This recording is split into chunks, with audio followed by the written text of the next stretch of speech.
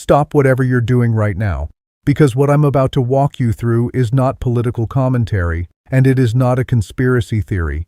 It is a documented economic and strategic analysis of one of the most consequential decisions made during the most significant conflict of the last 25 years. And the story you were given by mainstream media is not the real one. Here is the version you were told. President Trump, at the last moment, called off planned strikes against Iran's oil refineries and energy export infrastructure. Depending on which outlet you follow, the explanation ranged from humanitarian concern about civilian casualties to diplomatic pressure from Gulf allies to the suggestion that the administration simply lacked the resolve to follow through. Here's what's actually happening. That decision was not impulsive, it was not humanitarian, and it was absolutely not weakness. It was one of the most calculated strategic calls of this entire war, driven by 5 specific economic realities that no cable news anchor has connected into a single coherent picture for you. Each one of those realities maps directly onto your gas prices, your grocery bill, your mortgage rate, and the retirement account that is currently absorbing the turbulence of a conflict most Americans still don't fully understand. By the end of this, you will understand it better than most people in this country. Let's walk through it. Before we get to the 5 reasons, you need to understand what striking Iran's infrastructure actually meant in operational terms. Because the phrase gets used casually in ways that strip out precisely the thing that makes it strategically catastrophic. The target package included the Karg Island Export Terminal, the single facility through which approximately 90% of Iran's oil exports flow, handling around 1.4 million barrels per day. That revenue, roughly $31.2 billion annually from Chinese purchases alone, covers approximately 45% of Iran's entire government budget. It funds the IRGC, it funds the proxy network, it funds the nuclear program. It is the circulatory system of the Iranian state. The package also included the Abadan refinery complex, one of the largest in the region, and components of Iran's natural gas network feeding domestic production, and the export pipelines running into Iraq and Turkey. Hitting those targets was not a symbolic gesture. It was an attempt to financially decapitate the Iranian government, to eliminate the revenue that runs every element of the threat simultaneously. The administration had the military capability to execute it. The question was never, can we? The question was, what happens in the 72 hours after we do? The honest answer to that question is what stopped the strike. 5 honest answers, actually. Here they are. Pay close attention here, because this is where the geopolitics become your personal finances directly. When the decision was being made, Brent crude was already trading above $130 per barrel. The national average for regular gasoline had moved from $2.92 to $3.72 in the 2 weeks following the start of Operation Epic Fury. That 80-cent swing already cost the average American household, burning roughly 90 gallons of gasoline per month, an extra $72 every single month or 864 hours over a year. Mark Zandi, chief economist at Moody's Analytics, has documented that every sustained 1-cent increase in the national average price of gasoline redirects approximately $1.4 billion in annual consumer spending away from everything else in the American economy. Every single cent. Work through that math with a $2.50 spike, which is what a $170 Brent crude environment produces. And you are looking at roughly $350 billion in annual household spending pressure landing simultaneously on every American family. The IEA had already released 400 million barrels from global strategic reserves in response to the Strait closure. That number sounds enormous until you hold it against reality. Global oil consumption runs at approximately 105 million barrels per day. 400 million barrels covers roughly 4 days of normal global use. Brent still closed above $130. Oxford Economics modeled a $140 sustained average for 2 months, and their conclusion was a U.S. economic standstill. Goldman Sachs had already raised recession odds to 25% before a single Iranian refinery was touched. Now here's the political reality underneath the economics. The Trump administration came into office with a specific domestic economic promise: energy costs down, inflation controlled, the American consumer protected. Striking Iranian oil infrastructure would have produced $6.50 national average gas within weeks and pushed $8 or higher in California, New York, and Washington state. A Shell station in San Francisco was already photographed at $6.50 per gallon on March 12th, and that was before any infrastructure strike. A president cannot simultaneously be the person who struck Iranian refineries and the person who is protecting American families from energy prices. Those two positions are politically irreconcilable. The administration understood that the moment gas crossed $5.50 nationally, the political cost of the decision would reverse the entire strategic calculation. They stepped back not from Iran. They stepped back from the political mathematics of what striking Iranian infrastructure would do to American households within 60 days. That's not weakness, that's arithmetic. This is the reason that financial media has almost entirely missed, and it may be the most immediately consequential one for the value of your retirement account. Over the past decade, the sovereign wealth funds of Saudi Arabia, the United Arab Emirates, and Kuwait have become among the largest institutional investors in American financial markets. The Public Investment Fund of Saudi Arabia manages approximately $750 billion in assets, with significant positions in Nvidia, Amazon, Microsoft, and Alphabet. The Abu Dhabi Investment Authority manages over $1 trillion, with deep exposure to American technology and financial sectors. Kuwait's sovereign wealth fund has been deploying Gulf petrodollars into U.S. markets since the 1950s. These are not passive index positions.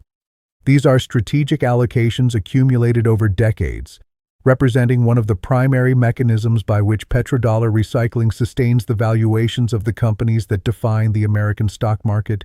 Here's what striking Iranian oil infrastructure would have done to those funds. A $170 Brent crude price does not benefit the Gulf states the way a casual analysis suggests. Yes, higher oil prices mean higher revenue per barrel. But a global recession triggered by an oil shock at this scale destroys the market value of the assets those sovereign wealth funds hold. Multiple firms modeled a 20 to 25% correction in the S&P 500 as the likely outcome of sustained 150-plus oil combined with a U.S. recession. A 25% S&P 500 correction erases hundreds of billions of dollars from the portfolios of the same Gulf states whose cooperation the United States needs to maintain its regional military presence, its diplomatic framework, and the petrodollar arrangement itself. And here is where it gets genuinely uncomfortable. A destabilized Gulf, one facing the kind of economic stress that comes from a regional war driving oil prices high enough to trigger global recession, while simultaneously disrupting the shipping and trade infrastructure those entire economies depend on, is a Gulf that starts making different decisions about where it parks its capital. The Dow dropped from its historic 50,000 level on February 6th to approximately 46,500 by mid-March. That was not abstract anxiety. That was capital doing exactly this calculation in real time. The administration recognized that striking Iranian infrastructure would not just hurt Iran, it would trigger a process through which the Gulf states, America's closest regional partners and among the largest holders of American financial assets, would begin reducing their exposure to a market they perceived as existentially threatened by American decision-making. The petrodollar is not just a monetary arrangement, it is the circulatory system of American financial dominance. Striking the infrastructure that sustains it would have put the entire system under simultaneous pressure. They could not do it. China purchases approximately 90% of Iran's oil exports, roughly 1.4 million barrels per day, representing around 12% of China's total crude import needs. Those purchases are conducted outside dollar-denominated systems, outside SWIFT, providing Beijing with both an energy source and a functioning proof of concept that U.S. financial sanctions can be bypassed at scale. The 2021 China-Iran Comprehensive Agreement pledged up to $400 billion in investment over 25 years. The Wall Street Journal reported in October 2025 on a Chinese state-owned enterprise arrangement that may have secretly facilitated up to $8.4 billion in additional Iranian investment in 2024 alone. This is not a casual economic relationship. This is a strategic architecture that Beijing has spent years and substantial capital constructing. Destroying the infrastructure that produces that oil does not simply inconvenience China. It eliminates a critical non-dollar energy source.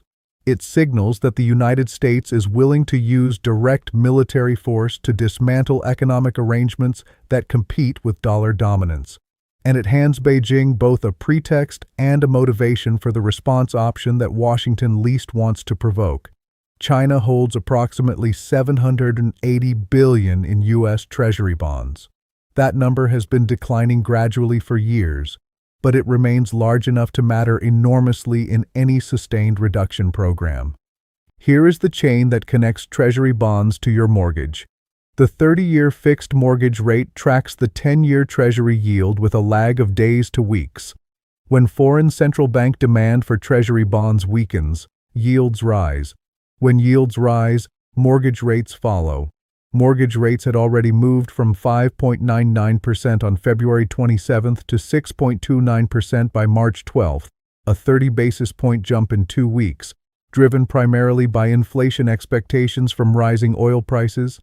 An accelerated Chinese Treasury reduction program in response to Iranian infrastructure strikes could have pushed the 10-year yield an additional 50 to 75 basis points within 60 days. On $300,000 in outstanding principal, a 75 basis point rate increase costs a borrower approximately $150 per month for the life of the loan. That is not a macroeconomic abstraction. That is a real number landing on a real household every single month. The Trump administration's economic and national security teams concluded that striking Iranian oil infrastructure would hand Beijing both the motivation and the diplomatic cover for the kind of incremental Treasury bond reduction that produces cascading borrowing cost increases across the American economy, while China maintains complete plausible deniability by framing every action as a measured financial response to American military aggression. They could not pull that trigger without understanding what Beijing's next move looked like, and they did not like what they saw. This is the one that administration spokespeople are constitutionally incapable of stating publicly, so let me state it plainly.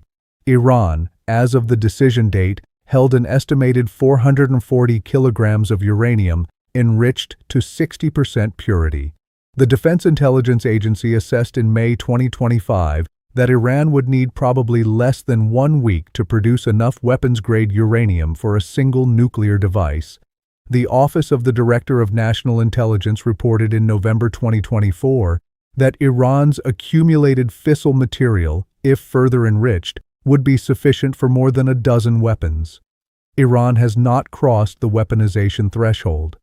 And the question at the center of the infrastructure strike deliberation was this: what happens to that calculation the moment we eliminate the revenue source funding the government making that decision?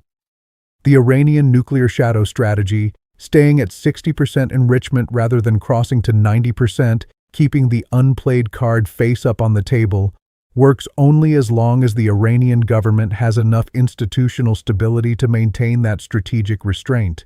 A government in full financial crisis, watching its primary export revenue eliminated, facing the collapse of its ability to pay its security forces and sustain basic state operations, is a government whose rational strategic calculus begins breaking down. An Iran with a functioning oil industry generating $31 billion annually has something to protect. It has reasons to stay below the threshold, because an above-threshold Iran loses all international cover, triggers unified global response, and eliminates the ambiguity that is the entire source of its deterrent value. An Iran whose oil infrastructure has been destroyed, facing fiscal disintegration, its supreme leader already martyred, its population watching the state collapse in real time, is an Iran that has already lost the game it was playing by the existing rules. Kamal Karazi, a senior advisor to the Supreme Leader, stated publicly in 2024 that Iran was prepared to change its nuclear doctrine if national security requirements changed. That was the first serious crack in 45 years of official doctrine. The administration planners were not operating on the assumption that Iran would definitely cross the threshold if its infrastructure was struck.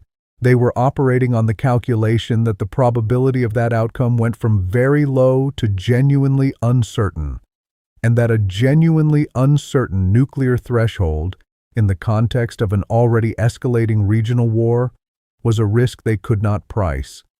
You can destroy centrifuges. You cannot unknow how to run them. The shadow was always the point.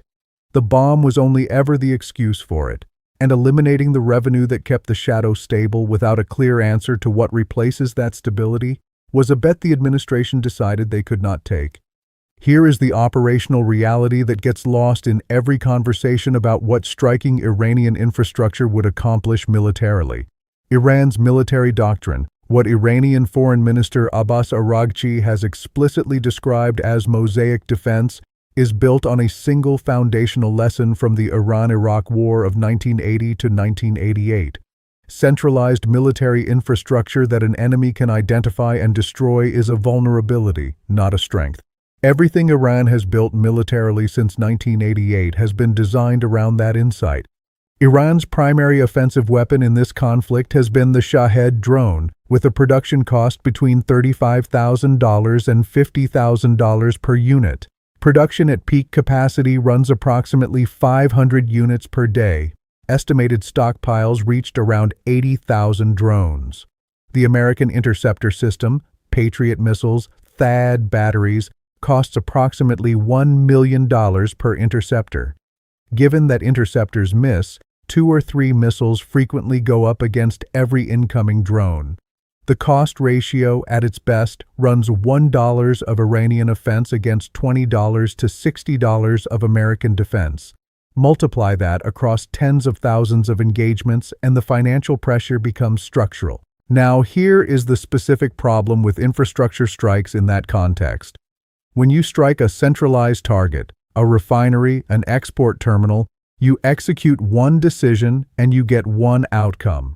When Iran responds using its distributed semi-autonomous mosaic network, you do not get one response. You get responses. From southern Iraq, from Yemen, from Lebanon, from decentralized IRGC units operating from mountain positions that satellite surveillance cannot fully penetrate. Each fragment of the system is capable of operating independently, even if every other fragment is destroyed. Remove one node and the network reroutes. Eliminate one commander and the institution continues. The administration's war planners had to confront an uncomfortable reality. Striking Iran's oil infrastructure would have inflicted severe economic damage on the Iranian state. It would also have guaranteed an immediate, distributed, multi-front retaliatory response against the very GCC infrastructure, oil facilities, desalination plants, American military bases, whose protection was a central objective of the operation. The targeting calculus kept producing the same answer. The infrastructure strikes would accelerate the destabilization of the region while guaranteeing retaliation that further destabilized it. The net outcome was not a degraded Iran. It was a more volatile region producing exactly the oil market disruption the administration was trying to avoid. This is why the Mosaic Doctrine is so operationally effective. It converts every offensive decision by a superior military into a question about consequences the superior military cannot fully control. That question, run honestly through the administration's planning process, produced an answer that favored restraint. Step back from each individual reason for a moment and look at what they form together. Because this is the part that most coverage, even the coverage that gets one or two of these pieces right, never quite assembles into a coherent picture. The gas price calculation and the nuclear threshold problem are connected. Striking infrastructure